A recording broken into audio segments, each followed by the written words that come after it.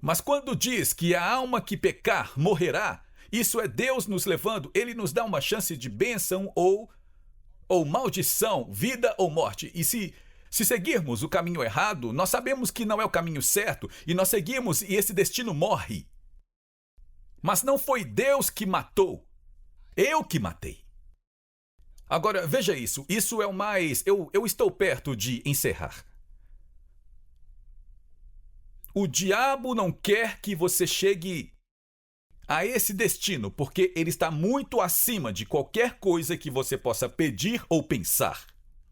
Mas no mundo da igreja e no mundo de hoje, nós não gostamos de ouvir sobre recompensas e punições.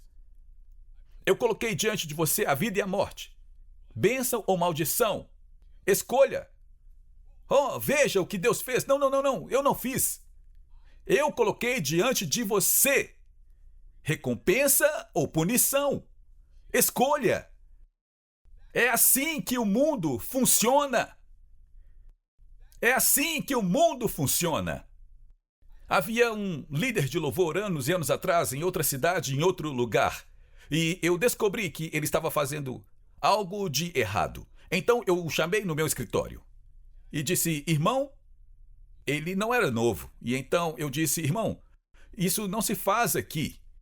E ele falou, desculpe, pastor. E ele disse, você não vai contar para minha esposa, vai? E eu disse, eu não vou dizer nada, mas vai ter que contar para ela por que foi demitido. Você pode perguntar ao John, eu costumo manter as pessoas por mais tempo do que deveria. Um Anderson?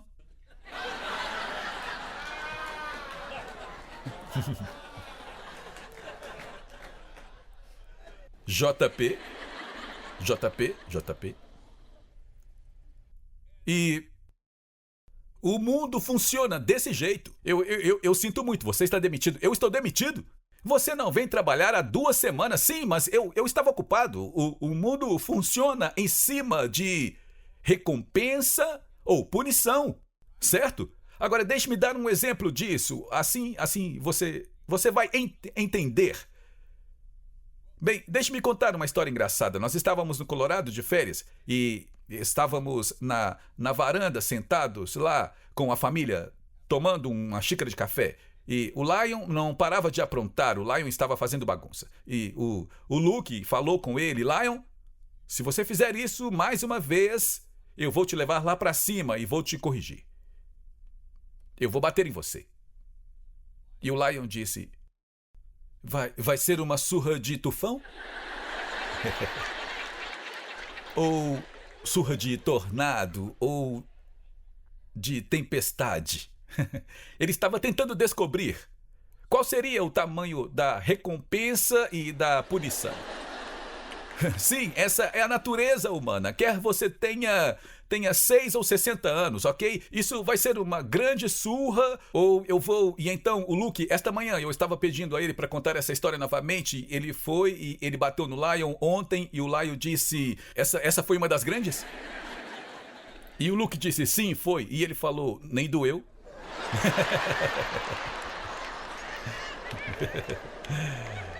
Oh, meu Deus. Deixe-me dar um exemplo.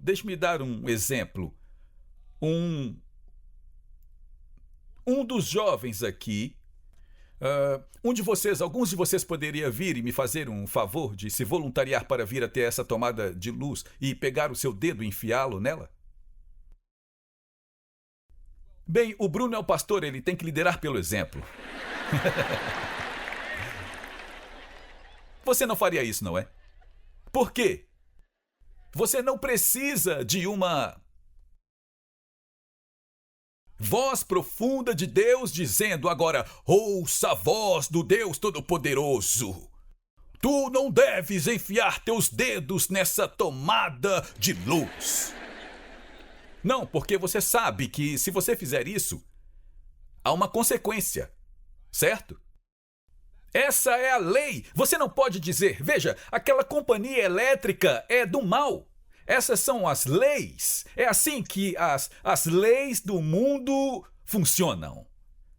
A punição por fazer algo contra a palavra de Deus não é nada mais do que a vingança de bater no chão não é mais vingança de Deus do que bater no chão se você pular do telhado. Deixa eu dizer isso de novo. Você está no telhado. Você pula. Você bate no chão. Isso não é vingança de Deus. Essa é a natureza da lei. Você anda pela neve descalço e o seu pé congela. Isso não é a vingança de Deus. Essas são as leis da natureza de Deus. Eis que tu não deverás caminhar pela neve com teus pés desprovidos de sapatos. Certo? Se você trair sua esposa e ela se divorciar de você e levar tudo o que você tem, não é Deus que está fazendo isso. Essa é a natureza da recompensa e da punição. Não é Deus fazendo isso. Ele disse, eu coloquei diante de você, cometer adultério ou não cometer adultério. Escolha. Então você escolheu o adultério. Você perde o seu emprego, perde o seu negócio, perde sua família. Veja o que Deus fez comigo. Deus não fez isso. Eu coloquei diante de você com livre arbítrio para escolher como você vai agir. Ouça, sabe, eu adoraria te dizer que quando eu fui salvo, Deus tirou o desejo das drogas, Deus tirou o desejo de ficar com raiva. E eu vou te dizer uma coisa, Deus me libertou, Ele me deu força. Eu não fico com raiva como costumava ficar, a menos que você esteja dirigindo devagar na pista rápida. Não há absolutamente nenhuma razão para você ficar aí. Você pode não ter para onde ir, mas nós temos que chegar a lugares. Tudo bem, eu realmente vou encerrar. A palavra de Deus, ouça-me, a palavra de Deus não é uma lista de sim ou não.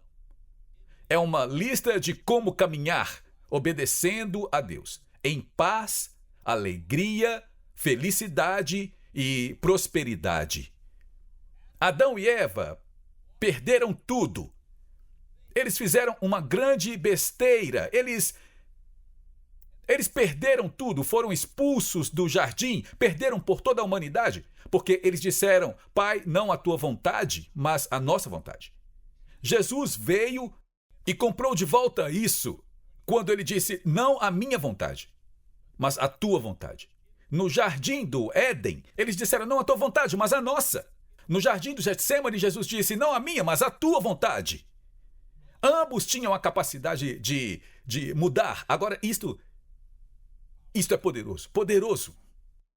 A Bíblia diz em Efésios 4, agora como nós não vamos mais ser assim? Vamos dizer que nascemos com essa tendência. Aquela tendência, seja qual for a tendência, a Bíblia diz em Efésios 4, não dê lugar nenhuma brecha ao diabo. Agora, isso ofende algumas pessoas. Porque quando pensamos bem, sabe, se eu sinto essa tendência de que eu nasci assim ou que eu tenho isso, você está dizendo que eu tenho um demônio? Não estou dizendo isso. Eu estou dizendo que a palavra de Deus diz. Agora, ouça, eu sei que eu estou me estendendo um pouco, mas isso é crucial. Não dê brecha ao diabo. Não dê a ele nenhum lugar. Não dê a ele. Você tem que escolher, eu não vou. Você não pode dar. Ouça, eu não sei sobre você, mas se eu ceder à raiva, fica perigoso. Porque é como uma bola de neve. Mas se eu não dou lugar à raiva, ele não tem controle sobre mim. Agora, quando pensamos no diabo, vou te dar uma ajuda. Quando pensamos no diabo, nós pensamos no diabo nos desenhos animados com chifres, o tridente e a capa. Esse não é o diabo. Isso foi feito pelo cristão, foi feito pelo homem, pela Igreja Católica. Quando a Bíblia diz para não dar lugar ao diabo, Onde nós vemos a palavra diabo é a palavra Satanás, ou em hebraico é literalmente sultã. A raiz da palavra Satanás, a primeira parte é sat, que significa te afastar de algo.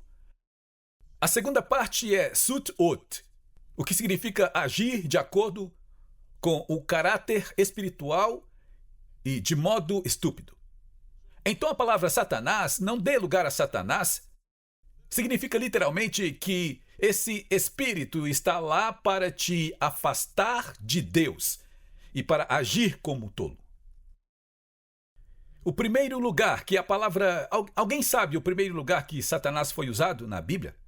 O primeiro lugar em que Satanás foi usado foi quando Balaão, o profeta, foi coagido e ameaçado para profetizar contra Israel.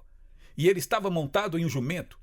E ele estava andando no burro. E o burro continuava tentando se afastar. E você se lembra que ele continuava batendo no burro. E finalmente Deus faz o burro falar e diz... O burro diz, por que você está me batendo? E ele disse, você está saindo do caminho.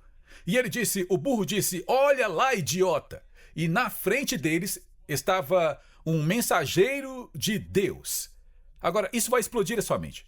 Números 22, você pode ler quando chegar em casa. Balaão viu um mensageiro do Senhor de pé no caminho de Balaão. De pé no caminho que ele estava indo.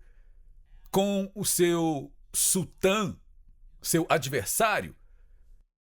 O adversário que quer te bloquear para onde você está indo é o diabo.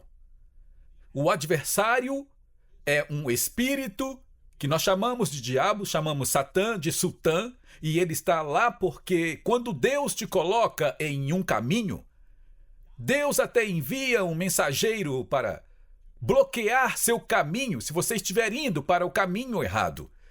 E não posso te dizer quantas vezes, me perdoe, que eu quando estava sem Cristo e eu era preso novamente e eu ouvia as portas da prisão se fechando e eu falava, Deus, por favor, se você me tirar de mais essa, eu não vou mais fazer isso, eu juro, eu prometo a você, eu não vou mais. Aquela prisão não era o diabo. Aquela prisão era Deus enviando um adversário para me impedir de seguir o caminho errado, porque Deus tinha um destino para mim e Deus tem um destino para você.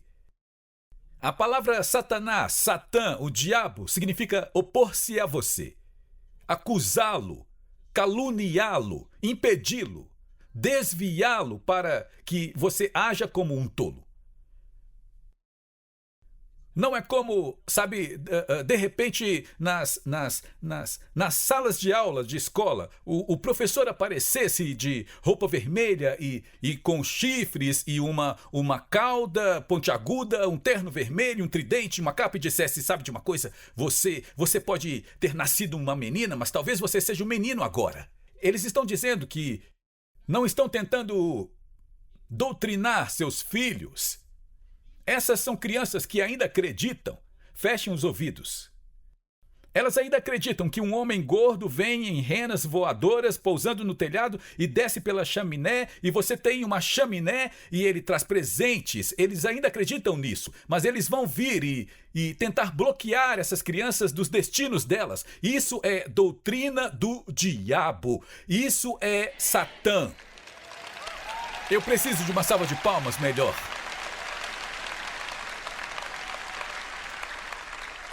Agora veja isso é alucinante. Resista ao diabo, e ele fugirá de vós. Aqui está o que é incrível. Esta palavra resistir também é a palavra sultã. Ela significa resistir. Mas Deus aqui está dizendo a você, resista ao diabo, e ele fugirá de você. Agora, eu vou te pedir uma coisa, eu ainda tenho em mim a capacidade de ficar com raiva, eu tenho certeza de que isso está aqui dentro, mas não é como costumava ser. Porque enquanto eu resisto a isso, mais fraco isso fica. Mais fraco isso fica, eu estou lhe dizendo, e é um fato, é preciso muito para me deixar com raiva. E antes eu entrava em uma briga quase todos os dias. Eu eu empurrava as pessoas de acostamento, eu era assim, bom, eu nasci assim. Mas eu tenho que resistir ao diabo para que ele fuja de mim e me submeter ao Senhor. Submeter significa tomar uma posição. Eu não vou fazer isso. Eu não me importo com o que eu sinto, não me importo com o que a carne está dizendo, não me importo com o que a mente está dizendo. Não é o que a palavra de Deus diz, eu estou tomando uma posição, eu não vou fazer isso. Eu não vou roubar, eu não vou trair, eu nasci menino, vou continuar menino, eu nasci menina, vou continuar menina. Eu posso me sentir indigno, mas eu sou digno aos olhos de Deus. Posso sentir raiva, mas eu não vou ficar com raiva, sabe? A Bíblia diz para ficar com raiva, mas não pecar. Eu não tenho raiva das pessoas. Por que você não tem raiva das pessoas? Porque eu sou assim, não luto contra carne e sangue. A menos que você esteja indo devagar na pista rápida. Só porque dizemos que nascemos assim. Deixa eu te perguntar uma coisa. Vamos dizer que seu filho tem um problema com raiva. Você quer que ele continue assim? Mesquinho, egoísta, deprimido, suicida?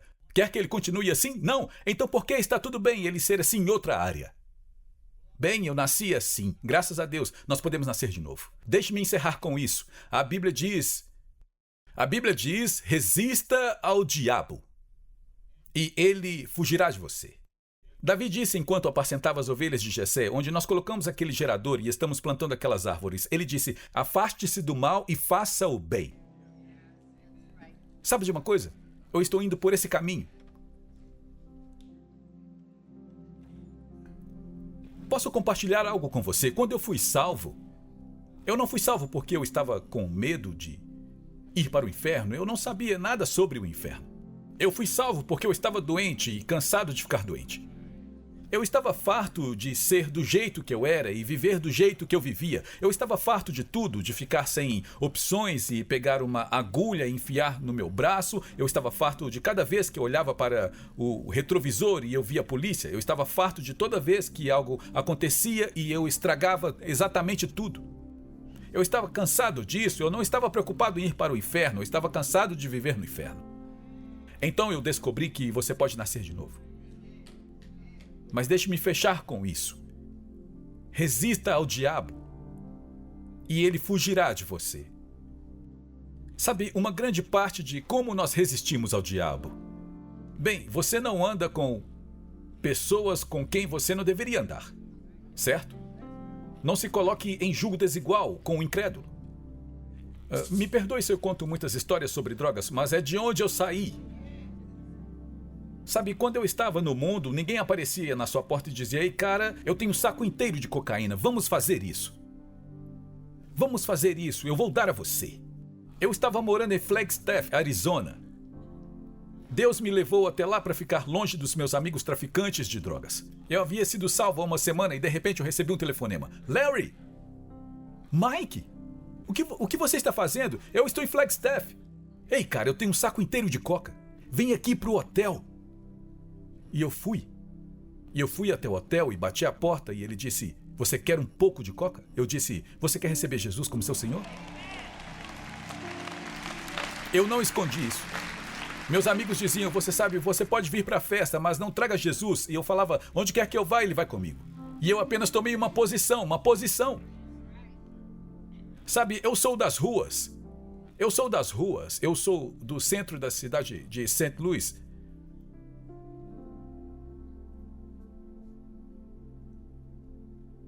Área difícil. Área de gangues. Mas por que de repente você se torna um cristão e fica com medo? Eu não tenho medo de ninguém. Porque eu não tenho vergonha do Evangelho de Jesus Cristo e do poder de Deus para mudar um viciado em drogas ou quem quer que seja em um filho de Deus. Mas aqui está a última maneira de resistir. Isso é para os pais. Uma grande razão pela qual eu tive problemas, a minha mãe era um anjo. Ela tem 97 anos agora. Ela me ligou ontem à noite. Ela não sabia que era eu, mas ela me ligou a si mesmo. Ela falou: quando você vem pegar seu relógio, mãe? Mãe, é o Larry. Ok, eu vejo você quando você chegar aqui. Mas minha mãe foi um anjo. Minha mãe e a Tia são as pessoas mais legais que eu já conheci. Eu casei com a minha mãe. Ela é a pessoa mais legal. Meu pai era um demônio. Agora, ele foi salvo em seu leito de morte. Meu pai era um velho. Ele era um cara velho e malvado. Mas sabe de uma coisa? Eu não posso dizer, bem, eu sou assim por causa dele. Sabe, eu sou assim e você é assim por causa dele. Isso é tudo que temos que seguir. Amém? Eu me estendi muito hoje, eu passei 25 minutos a mais. Fique de pé comigo por todo o prédio, se você puder, eu quero orar. Me perdoe por estender, mas eu sei que estamos voltando para as escolas. E estamos enfrentando muitas coisas. Nossos filhos estão enfrentando muitas coisas. Eu quero que todos orem. Uma das coisas que eu acredito que é o sinal mais importante, eu quero que vocês jovens me ouçam. O sinal mais importante de ser um cristão é a ousadia. Nós amamos todo mundo. Não me importa de onde você é ou o que você fez. Não importa o que aconteceu ontem, mas eu estou muito animado com o que vai acontecer amanhã. Mas a Bíblia diz que depois que eles mataram Jesus, eles prenderam alguns dos discípulos. E eles ameaçaram, mataram Jesus. Horrivelmente, brutalmente, o assassinaram. E agora eles estavam ameaçando fazer isso com os discípulos. Mas a Bíblia diz que as pessoas que mataram Jesus e o prenderam disseram que quando viram a ousadia deles, eles sabiam que eles estavam com Jesus. Nós precisamos ser pessoas ousadas. Porque se o Bill Trujillo era 4 ou 5 dias mais velho que eu, ele era um viciado em drogas. Ele cheirava thinner. Ele não tinha dinheiro para drogas, ele borrifava thinner em um pano e cheirava. Eles o colocaram em uma van, o tiraram das ruas, oraram e 3 ou 4 dias depois, ele caminhou até a mim. Cada alma que eu ganho, o Bill Trujillo, que agora está no céu, ganha outra coroa. E se ele não tivesse feito isso, o Bill Trujillo não tivesse a ousadia de dizer, eu nunca fiz isso antes. Você sabe como se manter forte? Deus te alimenta. Mas a menos que você repasse, vai estagnar porque é chamado de água viva. Pais, nós temos 1 ou 2 horas por semana com seus filhos. Isso é tudo. Eles têm telefones, têm internet, têm escolas, têm publicidades, eles têm filmes. Se o pastor Bruno estiver fazendo algo na casa dele, não diga, bem, eu estou cansado demais para te levar lá. Saia da sua bendita preguiça e leve essas crianças até lá para eles, para que eles possam influenciá-las. Ouça, alguém vai investir em seus filhos. E o diabo está fazendo tudo o que ele pode. Então, quando os pastores fazem algo na quarta-feira à noite, eu trabalhei o dia todo. Bem, pense em como você ficaria cansado quando tiver que visitá-los na prisão.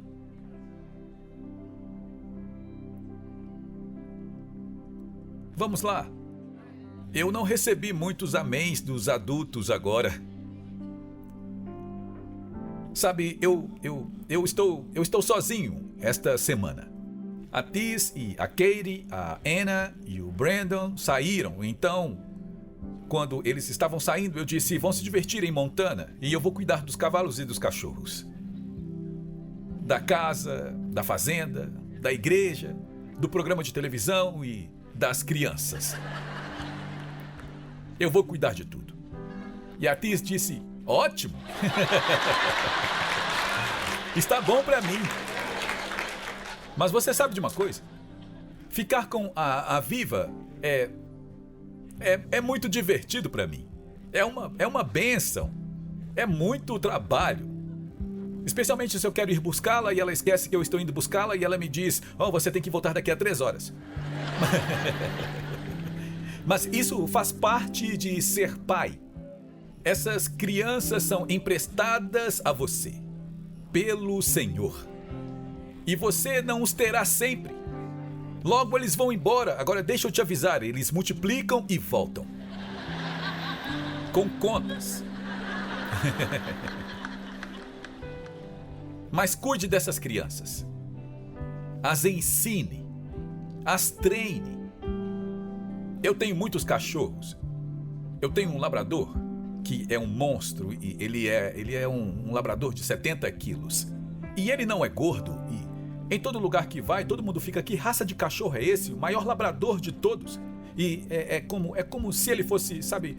E todo tempo eu falo, vamos lá meninos, e os cachorros vêm correndo. Eu falo, vamos lá Duke, e ele faz assim. Duke, Duke! E a Tis diz, você tem que treiná-lo. Você tem que treinar ele. Isso não é apenas para o Duke. Isso é para a Katie, e a Viva, e a Anna, e o John, e o Tristan. Sabe, vamos lá pessoal, não vai por esse caminho.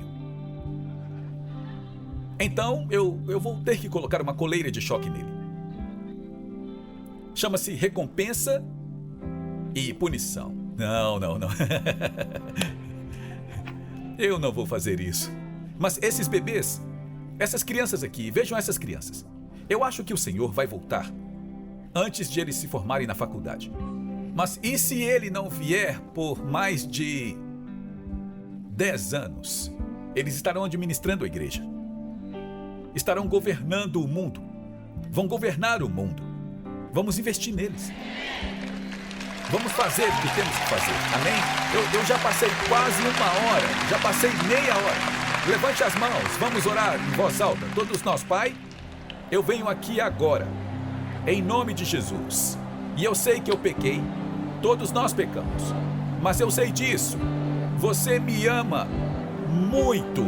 Você enviou Jesus Cristo para pagar o preço integral por todos os meus pecados. Agora eu recebo Jesus Cristo como meu Senhor e meu Salvador. Agora diga isso com autoridade. Diga em voz alta: Satanás, saia da minha vida, saia da minha casa, saia da minha vida, minhas finanças, minha família, da minha saúde, do meu corpo, do meu futuro.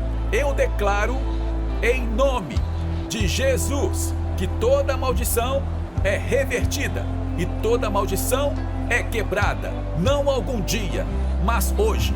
Agora vamos dizer, olhe para mim, e não apenas para os jovens. Você tem um problema de raiva?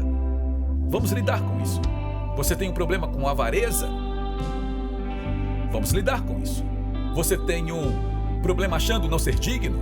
Vamos lidar com isso. Você tem um problema de orientação sexual? Vamos lidar com isso. Resista ao diabo. Se posicione e eu te garanto que essa coisa vai ficar cada vez mais longe e longe e longe, porque nós somos uma nova criatura. Isso se chama nascer de novo. Amém? Você ama o Senhor? Obrigado por me aturar por mais meia hora. Dê ao Senhor uma grande salva de palmas e cumprimente alguém e diga: eu sabia que você tinha um problema com raiva. Obrigado por se juntar a nós na transmissão de hoje com o pastor Larry Hug.